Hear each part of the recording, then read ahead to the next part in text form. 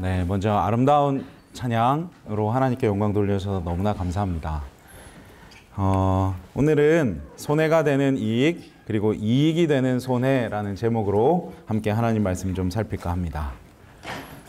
여러분 혹시 세옹지마라는 사자성어 아세요? 네, 그렇죠. 다 대학생들이시니까 이 정도 사자성어는 다 아실 거라고 생각합니다. 세옹지마는 이제 우리가 어렸을 때부터 많이 들었던 그런 사자성어입니다. 변방새, 늙은이 옹, 갈지 말마해서 변방에 사는 어떤 늙은이의 할아버지의 그리고 말 이런 뜻입니다. 이거 다 아시죠? 그래서 이 할아버지가 말을 키우고 있었는데 하루는 이 말이 도망을 친 것입니다. 그래서 이웃집 사람들이 이렇게 다 몰려와가지고 이거 말이 없어져서 어떡하냐고 큰일 났다고 막 이렇게 하는 것입니다. 근데 이 할아버지가 괜찮다고 뭐 어떻게 될지 모르니까 괜찮다고 이렇게 말을 하는 것입니다. 근데 어떻게 됐어요? 결론이 말이 다른 말들을 이렇게 데리고 온 것입니다. 그리고 나서 사람들이 또 말했어요. 진짜 잘 됐다고. 말이 더 늘어났으니까 너무 잘 됐다고 했는데 이것이 잘 된 것인지 안 된 것인지 잘 모르겠습니다. 또 이렇게 얘기한 것입니다. 자, 그랬는데 또 아니나 다를까 그 아들이 말을 타다가 떨어져가지고 다리가 부러진 것입니다. 자, 그랬는데 사람들이 또 몰려와가지고 어떡하냐고, 다리가 부러져서 어떡하냐고. 그랬을 때 또 이 할아버지가 이거 어떻게 될지 모른다고 또 그렇게 얘기하는 것입니다. 아니나 다를까 전쟁이 났는데 모든 사람들이 다 전쟁에 끌려갔는데 이 아들은 다리가 불구였기 때문에 전쟁에 끌려가지 않아서 살게 되었습니다. 이 사자성어가 의미하는 바는 뭐죠? 인생 모른다. 어떻게 될지 모른다. 지금 내가 손해라고 생각한 것이 이익이 될 수도 있고 지금 내가 이익이라고 생각한 것이 손해가 될 수도 있다. 우리는 아무것도 모른다. 우리는 아무것도 모릅니다. 우리는 다만 근시안적인 시각으로 내 눈앞에 펼쳐지는 이 일들에 대해서 이것이 이익인지 손해인지 그것들을 판단하지만 사실상 그것이 진짜 나의 인생에 있어서 이익이 될런지 혹은 손해가 될런지 우리는 아무것도 알지 못하는 것이 인간입니다. 그런데 우리들은 이것이 이익이 될지 손해가 될지 알지도 못하면서 우리들은 무엇을 항상 쫓고 있냐면 내 눈앞에 있는 이익을 쫓곤 합니다. 근데 여러분, 우리가 지금 당장 내 눈앞에 있는 이 이익이 내 전체적인 인생으로 봤을 때 이것이 손해가 될지 이익이 될지 알 수 있습니까? 근데 왜 우리들은 당장 내 눈앞에 있는 그 이익을 쫓아가면서 그렇게 살아가는 것일까요? 오늘은 우리는 손해가 되는 이익 그리고 이익이 되는 손해라는 제목으로 함께 이 말씀을 좀 더 살펴볼까 합니다. 자, 우리 먼저 하나님 말씀 좀 다시 한번 읽겠습니다. 누가복음 12장 13절부터 15절까지의 말씀을 좀 읽겠습니다. 읽을게요. 시작. 무리 중에 한 사람이 이르되 선생님, 내 형을 명하여 유산을 나와 나누게 하소서 하니 이르시되 이 사람아, 누가 나를 너희의 재판장이나 물건 나누는 자로 세웠느냐 하시고 그들에게 이르시되 삼가 모든 탐심을 울리치라. 사람의 생명이 그 소유에 넉넉한 데 있지 아니하니라 하시고. 이 말씀의 배경은 지금 예수님께서 사람들 앞에서 말씀을 전하고 계셨어요.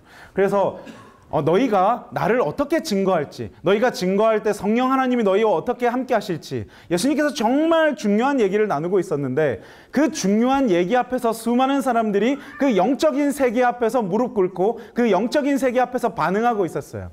그런데 그 예수님이 뭔가 비범하고 뭔가 범상치 않다고 생각한 한 사람이 있었습니다.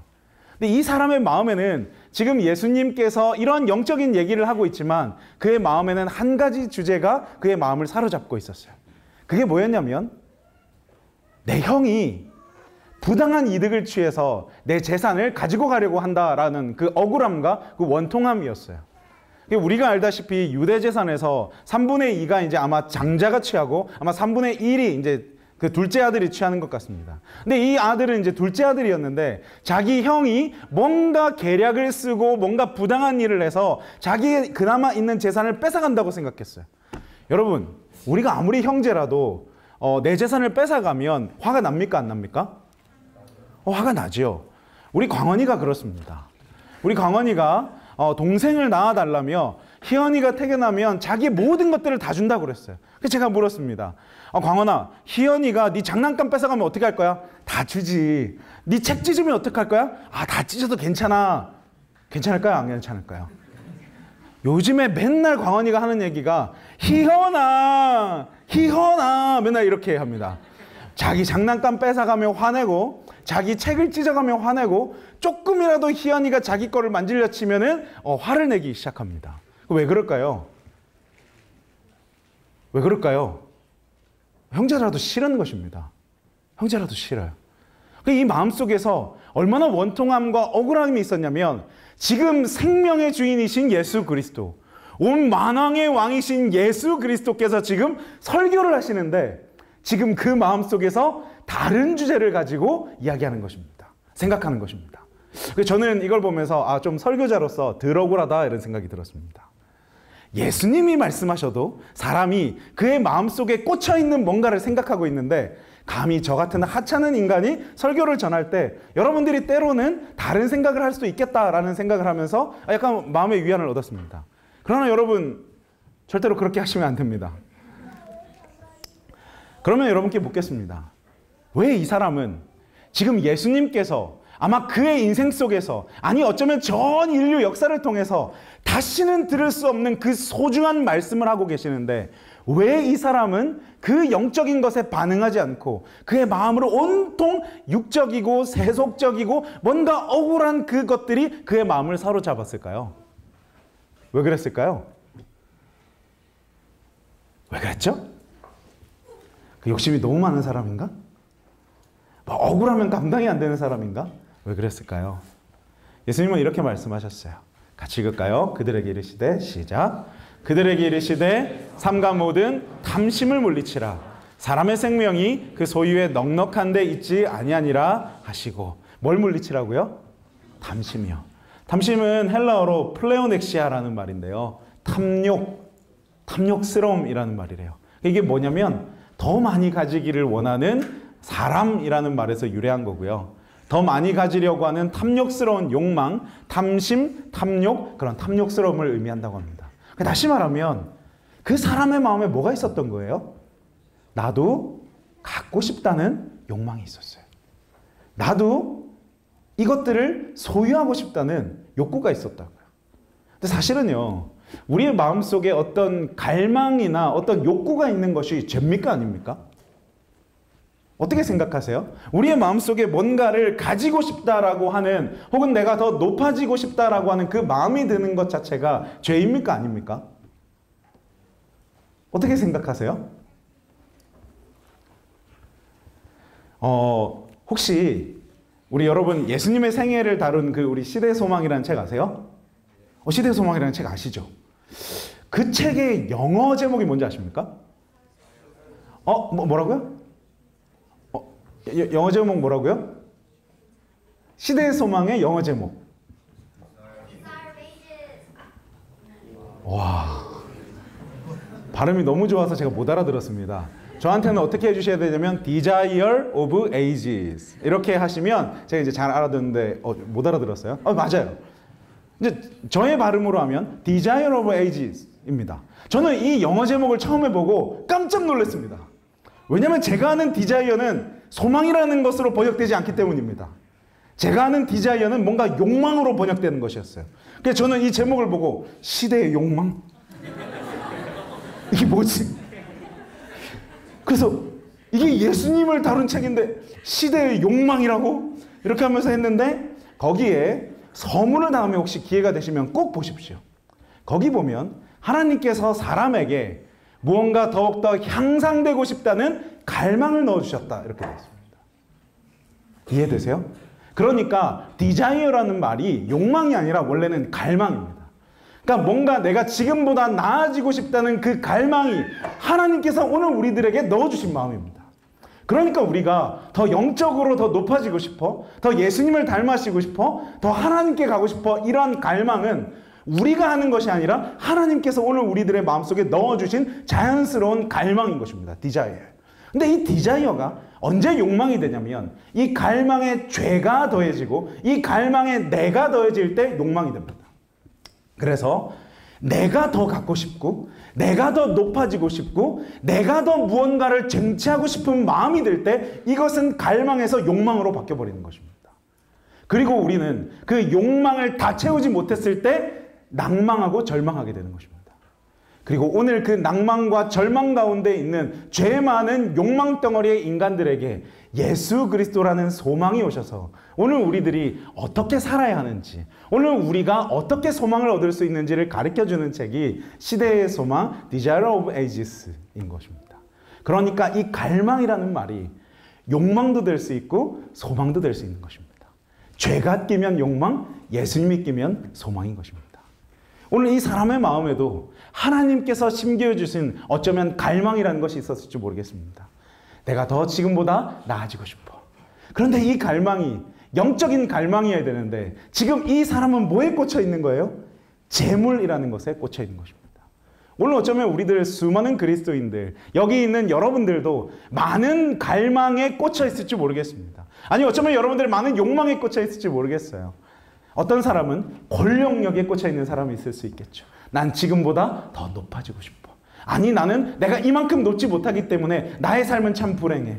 어떤 사람은 재물의 욕구에 빠져 있는 사람도 있을 것입니다. 어떤 사람은 식욕에 빠져 있는 사람도 있을지 모르겠어요. 아무튼 수많은 다양한 그런 욕구들을 가지고 사람들은 그 욕망에 빠져서 오늘 하나님께서 오늘 우리들에게 말씀하시고 하나님께서 오늘 우리와 함께 하시겠다는 그 음성을 귀를 기울이지 못한 채 그냥 내 욕망에 빠져 있을 수 있는 것입니다. 지금 이 사람이 그렇게 했어요.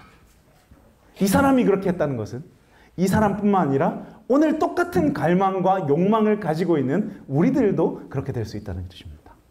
그렇지 않습니까, 여러분? 그래서 예수님께서 이 비유를 주셨어요. 이 비유도 한번 다시 읽겠습니다. 같이 읽겠습니다. 시작. 또 비유로 그들에게 말하여 이르시되 한 부자가 그 밭에 소출이 풍성하매 심중에 생각하여 이르되 내가 곡식 쌓아둘 곳이 없으니 어쩌할까 하고 또 이르되 내가 이렇게 하리라 내 곡간을 헐고 더 크게 짓고 내 모든 곡식과 물건을 거기 쌓아두리라. 또 내가 내 영혼에게 이르되 영혼아 여기 여러 해 쓸 물건을 많이 쌓아두었으니 평안히 쉬고 먹고 마시고 즐거워하자 하리라 하되 하나님은 이르시되 어리석은 자여 오늘 밤에 내 영혼을 도로 찾으리니 그러면 내 준비한 것이 누구의 것이 되겠느냐 하셨으니 자기를 위하여 재물을 쌓아두고 하나님께 대하여 부요하지 못한 자가 이와 같으니라. 여기 자본주의가 실패하는 이유가 나와 있습니다. 자본주의의 기본 체제는 경쟁을 통해서 내가 더 많이 갖게 되는 것입니다. 그래서 인간의 욕망과 인간의 욕구를 최대한 자극해서 네가 더 많이 갖고 싶으면 더 열심히 뛰어. 이게 자본주의 아닙니까? 왜 이 제도가 실패하냐면 더 많이 갖고 싶은 사람은 더 많이 갖고 싶은 욕구 때문에 재물을 모았기 때문에 그 사람은 더 많이 갖게 되었을 때 그것을 다른 사람들에게 나누지 않는 것입니다. 아니, 더 많이 갖고 싶은 것입니다. 여러분 요즘에 대기업들이 편의점도 하고 슈퍼마켓도 하죠. 사실 저는 이해가 안 됩니다. 여러분 요즘에 대기업들이 빵집도 합니다. 사실 대기업이 빵집이나 슈퍼마켓을 안 하면 먹고 살 수 없습니까? 왜 대기업들이 슈퍼마켓하고 빵집하고 편의점합니까? 왜 대기업들이 동네 슈퍼랑 경쟁을 해요? 더 많이 가지고 싶어서요. 여기 이 부자는 그런 사람이었습니다. 그가 지금까지 가지게 된 것을 가지고 이제 이 부자는 다른 사람에게 나누어 줄 수 있었습니다. 이 부자는 다른 사람 가난하고 헐벗고 힘들고 약하고 고아와 과부를 돌보면서 그의 남은 인생을 그렇게 살 수 있었습니다. 그런데 이 부자는 그렇게 생각하지 않았어요. 이 부자의 마음속에서는 뭔가 갈망, 아니 욕망이 있었어요. 내가 더 나아지고 싶다. 근데 이 더 나아지고 싶은 그 욕망이 어디로 나타나냐면 더 가지고 싶다. 더 움켜쥐고 싶다라는 욕망으로 나타나기 시작했어요. 그래서 이 사람은 가지면 가질수록 더 높아지면 높아질수록 더 많이 가지게 되는 것을 꿈꾸고 더 많이 높아지게 되는 것을 꿈꾸기 시작했습니다. 그런데 이 부자의 특징은 뭐냐면 오늘 하나님께서 그를 데려가실 것을 알지 못했습니다. 여러분, 아무리 많이 가지고 아무리 많이 높아지고 아무리 많이 움켜쥐고 아무리 세상에서 존경받고 아무리 세상에서 내가 가장 높은 사람이 되더라도 오늘 하나님께서 이 사람의 생명을 취하시면 이 사람은 무엇이 됩니까? 무엇이 되죠? 죽게 되는 것입니다. 소용이 있나요? 아무 소용이 없습니다. 아무 소용이 없어요. 정말 아무짝에도 쓸모없는 것이 세상에 있는 권력과 혹은 뭐 학력과 세상에 있는 직업과 세상에 있는 그런 것들은 오늘 하나님께서 나를 데려가실 때 아무 쓸모없게 되는 것입니다. 그런데 이 사람은 오늘 하나님께서 나를 데려가실 그 운명 앞에서 오늘 내가 이만큼 먹고 이만큼 가졌으니 나의 인생을 좀 즐겨보자. 오늘 유행하는 말로 욜로, 인생 한 번뿐이니까 즐겨보자라고 말하는 것입니다. 여러분 욜로 좋아하지 마세요. 오늘 밤 하나님께서 여러분들을 데려가시면 여러분들은 더 이상 즐거워할 수 없습니다. 인생 한 번뿐이기 때문에 여러분들이 진짜 생각하셔야 될 건 오늘 지금 이 순간 나를 즐겁게 해주는 무언가가 아니라 오늘 우리가 이 순간이 아닌 영원히 즐거울 수 있는 것이 무엇인가를 생각해야 하는 것입니다. 여러분 우리가 하나님 나라에 대해서 이번 학기 계속해서 같이 공부하고 있습니다. 그렇죠? 하나님 나라. 우리가 하나님 나라 하면 약간 막연할 수 있지만 우리 재림교회 제7회 안식일 예수재림교회 기본교리라는 책에 보면 하나님 나라가는 두 가지 종류의 하나님 나라가 있다 그렇게 이야기를 합니다. 첫 번째 하나님 나라는 은혜의 왕국입니다. 이 은혜의 왕국은 어떻게 세워지는 왕국이냐면 예수 그리스도께서 십자가에 달리시면서 이 은혜의 왕국을 완성시키시는 것입니다. 그러니까 다시 말하면 인류가 죄 짓고 나서 하나님께서는 그의 나라를 잃어버리셨습니다. 그래서 이 땅에서 그분의 나라를 회복하시기 위해서 그분께서 은혜로서 사람들을 구원하시고 회복하시는 일을 이 땅에서 하고 계십니다. 그런데 아직까지 이 나라가 완전히 회복된 것은 아니지만 그분을 따르기로 결심하고 그분을 순종하는 사람들과 함께 그분은 이 땅에서 은혜의 왕국을 만들어 나가고 계셨습니다. 그리고 예수님께서 이 땅에 오셔서 이제 천국이 가까웠다라고 말씀하시면서 이 은혜의 왕국을 내가 세우겠다고 선포하시는 것입니다. 그리고 마침내 예수님께서 십자가에 달려 돌아가시면서 오늘 우리들을 다 건져내시고 주는 것이 사랑이다. 내가 주는 것이 사람을 살릴 수 있다는 그 원칙을 이 나라에 확고히 함으로써 은혜의 왕국이 서게 되는 것입니다. 그래서 오늘 우리들은 하나님 나라의 어느 왕국에 살고 있냐면 은혜의 왕국에 살고 있는 것입니다. 오늘 하나님의 법이 지배하는 이 은혜의 왕국 속에 오늘 우리가 살고 있다가 마침내 예수님께서 재림하시는 그 날에 영광으로 오시는 그 예수님과 함께 저 하늘에서 영광의 왕국으로 우리들은 살게 된다고 성경은 설명하고 있는 것입니다. 예수님은 우리가 은혜의 왕국에 살고 있고 그리고 마침내 영광의 왕국에 들어와서 살 것이라고 말씀하십니다. 그렇다면 이 왕국에서의 법칙은 세상과는 조금 다를 수밖에 없지 않을까요? 이 세상 속에서의 법칙은 내가 더 많이 가지게 되고 내가 더 많이 소유하고 내가 더 움켜쥐는 사람이 이 세상 속에서는 잘 사는 사람이다라고 말하지만 이 왕국에서는 세상 원칙과 다른 법이 이 왕국에서는 지배하고 있지 않습니까? 그것이 지난주에 설명했던 사랑의 법칙, 생명의 법칙, 그리고 자의 순환의 원칙인 것입니다. 이 나라에서는요. 세상에서의 기준과 세상에서 통용되는 그러한 커먼 센스가 전혀 다르게 되는 것입니다. 오늘 우리들이 만약에 예수님의 십자가를 통해서 은혜의 왕국에 들어가고 싶고 아니 오늘 어쩌면 우리가 은혜의 왕국에 살고 싶다고 아니 살고 있다고 생각된다면 오늘 우리들은 세상의 법이 아니라 이 은혜의 왕국의 법칙을 따라야 하는 것입니다. 자 이제 그러면 여러분께 실제적인 사례의 퀴즈를 통해서 우리가 무엇이 손해고 무엇이 이익인지 같이 한번 생각해 보도록 하겠습니다. 이것은 손해일까요? 이익일까요? 어제 저녁이었습니다. 아침에 우리 사랑하는 장석원 목사님의 아버지께서 돌아가셨다는 얘기를 들었습니다.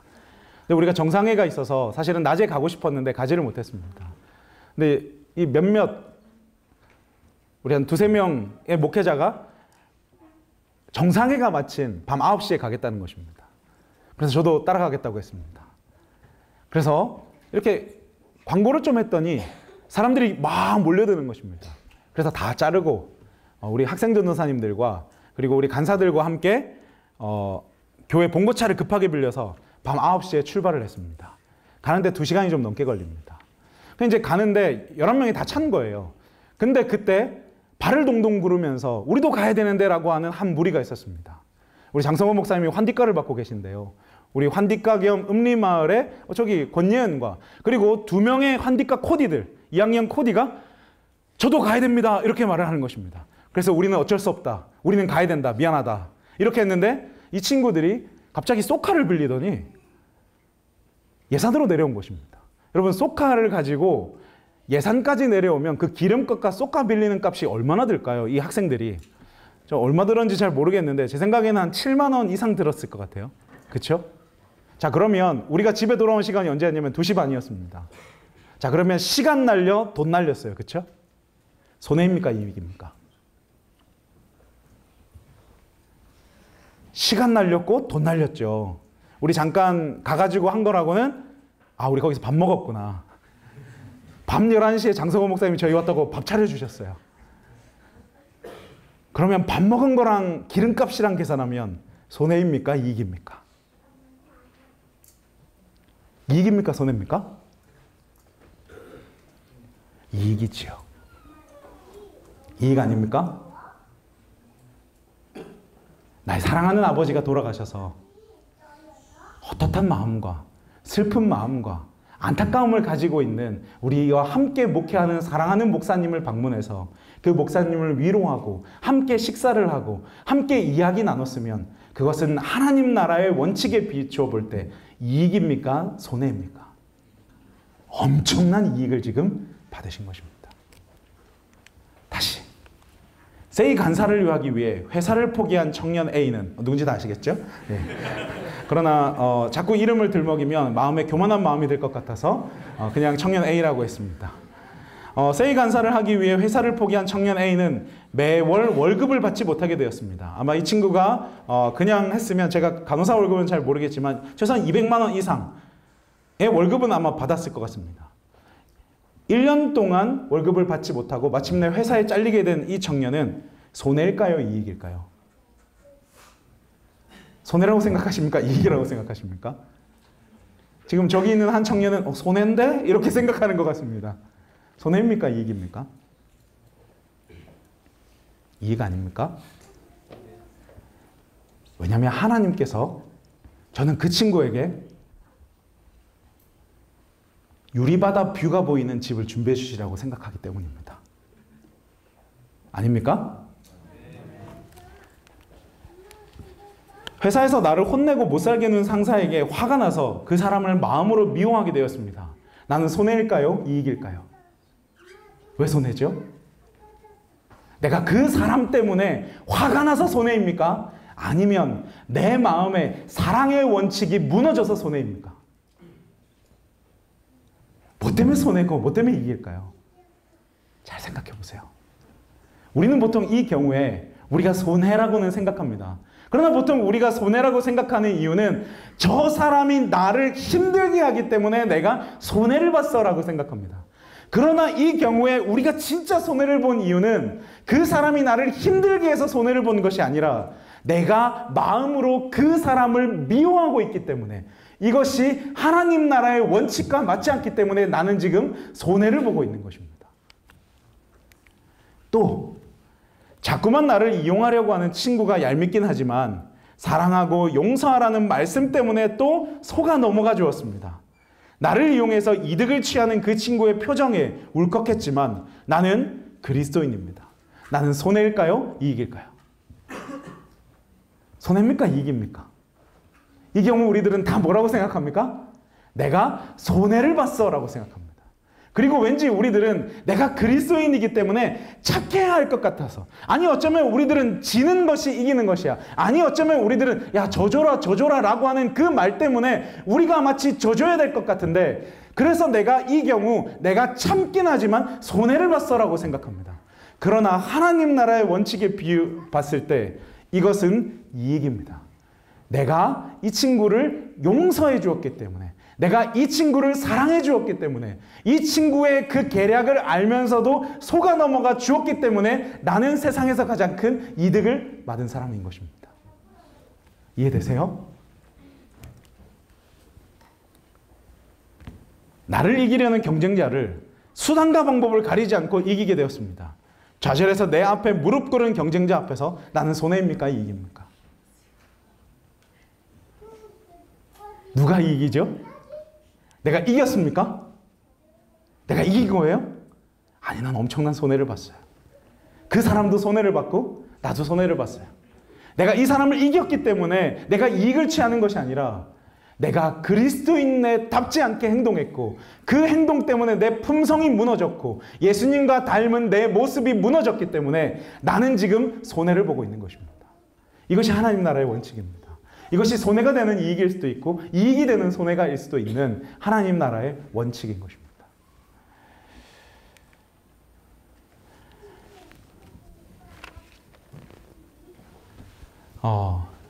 제가 이제 첼로 좋아하는 거 아시죠? 전에 여러분 좀 많이 없을 때 여기서 특창하다가 와장창 틀렸어요.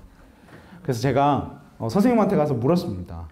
선생님, 제가 진짜 6개월 동안 제가 그 특창을 6개월을 연습했습니다. 6개월을 연습하고 사실은 제가 그냥 아무것도 안 보고 눈 감고도 그걸 다 연습할 수 있습니다. 근데 그날 와장창 다 틀린 것입니다. 중간에 가다가 내가 처음부터 틀렸다는 안 순간부터 머리가 하얗게 되면서 다 틀렸습니다. 중간에 가고 있는데 내가 손은 막 돌아가고 있는데 내가 지금 어디를 하고 있지라는 생각이 딱 들어가지고 중간에 갑자기 멈추기도 했습니다. 그래서 제가 그게 너무 마음에 분한 거예요. 저 너무 마음에 분했어요. 그래서 제가 이번 주에 첼로 레슨을 하는데 우리 학교 콘서바토리는 좋은 프로그램 있잖아요. 제가 선생님한테 물었습니다. 선생님, 왜 저는 자꾸 틀렸을까요? 저는 근데 사실은 그 연주를 하기 전부터 틀릴 걸 알고 있었어요. 저 너무 마음이 불안했어요. 왜 그랬을까요? 라고 물으니까 선생님이 저한테 솔루션을 제공해 주는 것입니다. 목사님, 이런 거 연주하실 때요, 목사님은 연주하는 그 지점을 바라보시죠? 이렇게 말하는 겁니다. 당연하죠. 예를 들면 여기 보소서 주님 나의 마음을 하면 여러분들은 악보 어디 보시겠습니까? 그냥 여기 부르는 데 보지 않습니까? 그렇죠? 보소서 주님 나의 마음을 그렇게 하면 틀립니다. 이렇게 얘기하는 것입니다. 목사님은 연주를 보소서 주님 나의 마음을 하고 계시지만 목사님의 눈은 어디를 먼저 가 계셔야 되냐면 선한 것 하나 없습니다. 여기를 가 계셔야 됩니다. 이렇게 말을 하는 겁니다. 그러니까 노래를 부르는 것과 내가 눈이 가 있어서 생각하는 곳은 달라야 된다는 것입니다. 그런데 우리가 이렇게 하면 문제가 없는데 이 노래를 하는 것과 보는 것이 같아지면 점점 여유가 없어지면서 결국에는 틀리게 된다는 것입니다. 그러니까 가만히 생각해 보니까 저는 항상 연주를 할 때 보소서 주님 나의 마음을 하면 거기를 바라봤어요. 항상 거기를 보면서 여기를 틀리지 말아야지, 여기를 잘해야지 이렇게 생각했던 것입니다. 그러니까 결국에는 틀렸어요. 그리고 나서 제가 틀렸을 때 제가 앞으로 나가야 되는데 틀렸을 때 어떻게 했냐면 나는 틀렸어 이렇게 하니까 노래는 나가고 있는데 제 시선은 아까 전 틀린 그 지점에 계속 있는 것입니다. 그러다 보니까 제가 이렇게 하고 있는데 그냥 하고 있는데 난 틀렸지 이 생각이 지배하니까 결과적으로 내가 지금 어디 하고 있지? 라는 생각이 들어서 이렇게 틀린 것입니다. 연주를 하지 못하는 거예요. 여러분, 우리의 삶은요, 어쩌면 연주하는 것일지도 모르겠어요. 우리의 삶은 어쩌면 노래일지도 모르겠어요. 음악일지도 모르겠어요. 그래서 우리는 누구나요, 내 삶에 아름다운 연주가 있기를 원해요. 내가 손해를 보지 않았으면 좋겠고, 내 삶이 엉망이 되지 않았으면 좋겠고, 내가 생각한 그 음표대로 내 삶이 잘 풀려나갔으면 좋겠어요. 그런데 우리가 왜 이렇게 내 삶 속에서 아름다운 음악이 때때로 들려지지 않냐면, 우리들은 항상 내가 노래하는 그 지점, 내가 뭔가를 선택하고, 내가 뭔가를 하고 있는 이 현재라는 그 시점 속에서 그것들을 끊임없이 보면서 내가 틀리나 안 틀리나 내가 어떻게 해야 되지를 끊임없이 생각하고 있으니까 이 음악이 내가 원하는 만큼 연주가 되지 않는 것입니다. 그래서 선생님이 저한테 뭐라고 했냐면 목사님, 중간에 약간 틀려도 되니까 그냥 편하게 가세요. 목사님, 사람들은요, 목사님의 연주를 기억할 때 중간에 한 음이 틀린 것을 기억하는 것이 아니라 목사님의 연주 전체를 바라보면서 그 연주가 끝났을 때 좋았으면 잘했다라고 생각할 거예요. 너무 그렇게 한 음에 신경 쓰지 마세요 라고 말하는 거예요. 그때 제가 알았습니다. 저는 한 번도 틀리기 싫어서 그 한 음을 집중해가면서 그 한 음을 연주하지 못할 때 저는 머리가 하얘지는 것을 제가 안 것입니다. 여러분의 인생도 그렇지 않으세요? 여러분들도 인생 그렇게 살고 있지 않으세요? 내가 뭐 해야 되지? 내가 뭐 선택해야 되지? 내가 여기서 이익인가? 내가 여기서 손해인가? 내가 어떻게 살아야 되지? 내가 이게 맞나? 계속해서 그 순간에 집중하면서 여기 순간에 틀리면 마치 내 연주가 망칠 것처럼 그렇게 생각하면서 너무 여기에 집착하고 있지 않으세요? 아니면 이미 지나간 여러분들의 연주를 끊임없이 곱씹으면서 나는 그때 왜 그랬지? 나는 그때 왜 틀렸을까를 끊임없이 생각하면서 나는 왜 이렇게 살아야 될까를 생각하면서 여러분들의 연주를 스스로 망치고 있지 않냐라는 말씀을 드리고 싶은 것입니다. 우리 인간들은 어쩌면 이 인생이라는 오선지 위에서 우리들은 어쩌면 이 아름다운 음악을 그리면서 연주를 하며 살아가는 것이 어쩌면 우리들의 삶일지도 모르겠습니다. 그런데 그 삶 속에서 우리들이 살아가면서 우리들이 계속해서 이것이 손해인지 이익인지, 지금 당장 이 이익이 진짜 손해가 될지, 지금 당장 이 손해가 진짜 이익이 될지도 알지 못하면서 왜 우리는 그렇게 한 음에 집착하면서 그것이 실패냐 성공이냐를 그렇게 생각하며 살아가는 것일까요?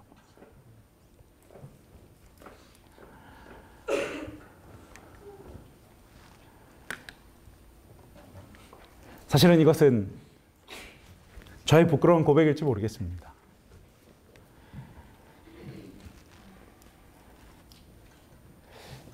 제가 존경하는 오카는 목사님이라는 목사님이 계신데요. 몇 년 전에 돌아가셨고 개신교에 계셨고 한국 교회에서 이 제자훈련이라는 것을 만들어내신 아주 훌륭하신 장로교회 목사님이십니다. 근데 이 목사님이 목회를 하면서 무엇이 가장 그의 목회에 힘들었냐고 하니까 설교였다는 것입니다. 사실은 굉장히 설교를 잘하기로 유명하신 목사님이었거든요. 무엇이 그가 설교가 그렇게 힘들었을까 이렇게 생각을 했는데, 설교자에게 가장 힘든 순간은 내가 그 말씀대로 오늘 살지 못했다라는 그 자괴감이 어쩌면 설교가에게 가장 큰 것입니다. 어쩌면 이 목사님에게 설교가 그토록 부담이 됐던 것은 내가 설교하는 만큼 살지 못했다라는 생각이 들 때 그 말씀과 내가 하는 그 설교 사이에서의 그 괴리만큼 어마어마한 고통을 느끼게 되는 것입니다.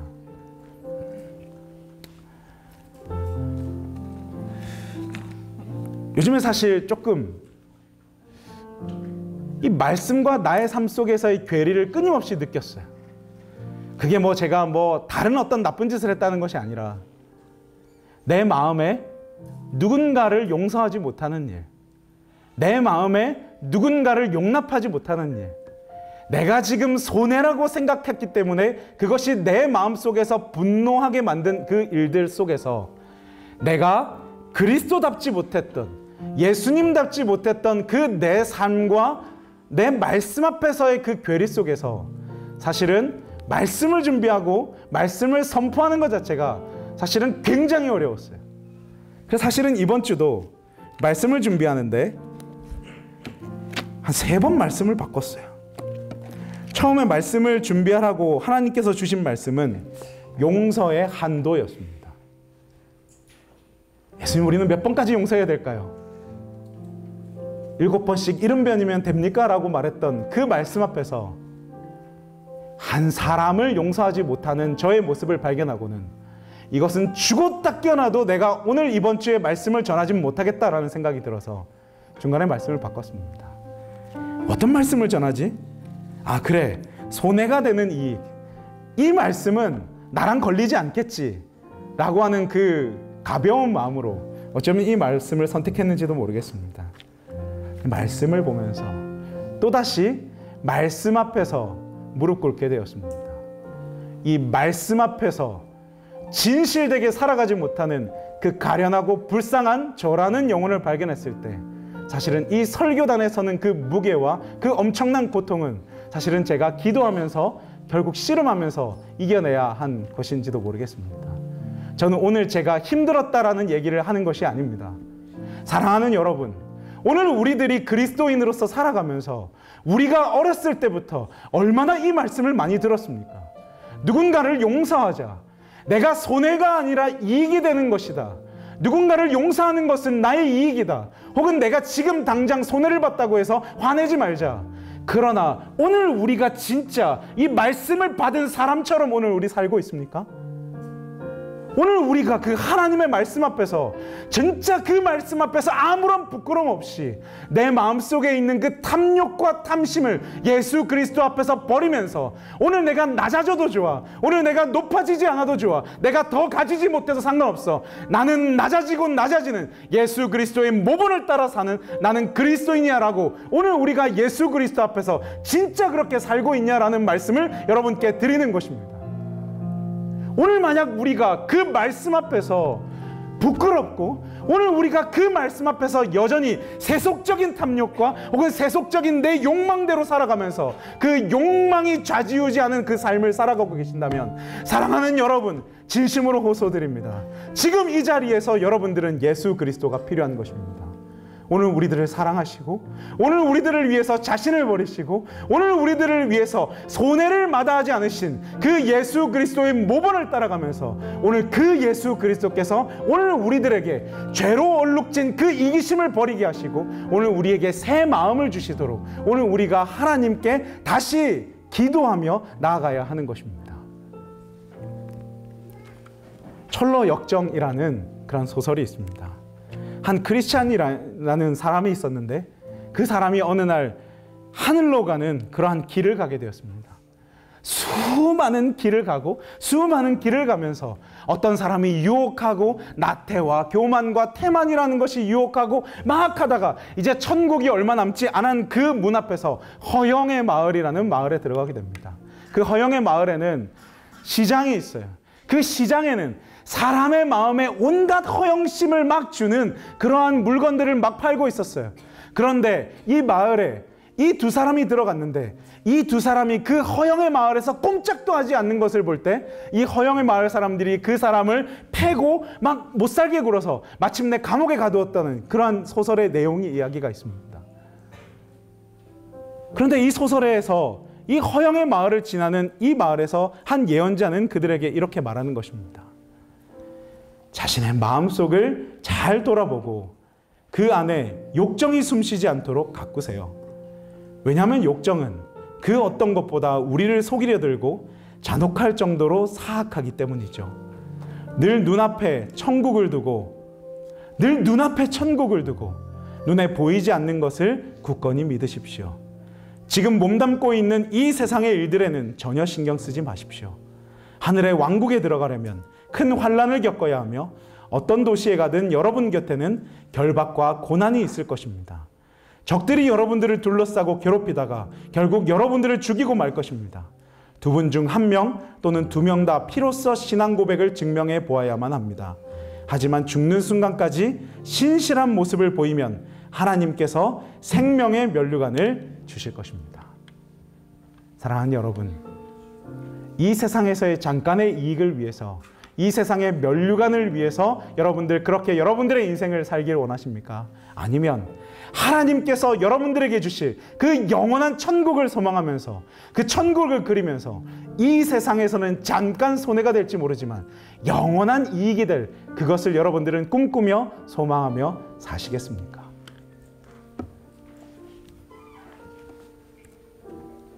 하나님께서 주실 그 영원한 것들을 소망하게 되시기를 간절히 바라면서 말씀을 마치겠습니다.